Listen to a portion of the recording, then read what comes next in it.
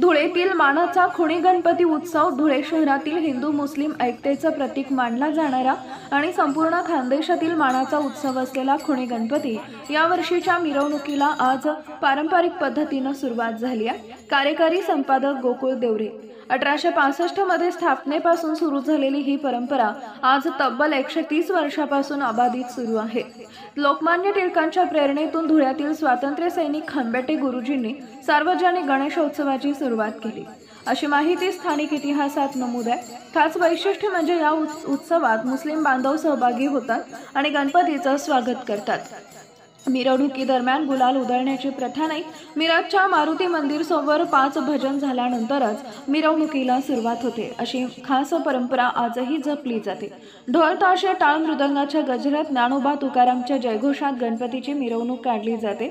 खुणी गणपती मंडळाचे अध्यक्ष सेवालाल ढोले यांनी सांगितले की हा उत्सव केवळ धार्मिक नाही तर सामाजिक एकात्मतेचं जिवंत उदाहरण आहे। ही होती धुळेतील मानाच्या खुणी गणपतीच्या मिरवणुकीची झलक। पद्धतीने यावर्षी मानाच्या श्री खुणी गणपतीची या ठिकाणून पालखीला सुरुवात होणार आहे मिरच्या मारुतीपासून।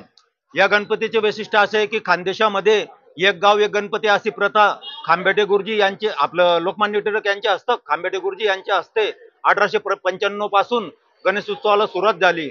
एक गाव एक गणपती अशी प्रथा लाभलेला व नवसाला पावणारा हा सार्वजनिक मानाचा गणपती म्हणून याला ओळखलं जातं। महाराष्ट्रामध्ये देखील या गणपतीचे नावलौकिक आहे व पारंपरिक पद्धतीने ताड आणि मृदुंगच्या जय घोषात ज्ञानोबा तुकारामच्या जय घोषात मिरवणुकीला सुरुवात होते।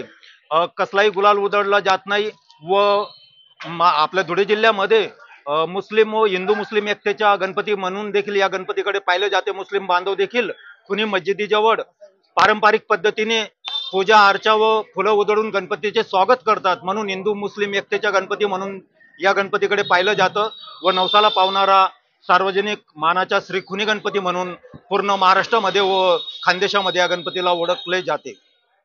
तुम्हाला माहिती आहे का, धुळ्यामध्ये एक असा गणपती आहे ज्याला खुनी गणपती म्हणतात, पण त्यामागची स्टोरी सुद्धा तितकीच इंटरेस्टिंग आहे, त्यामुळे ही रील पूर्ण बघा।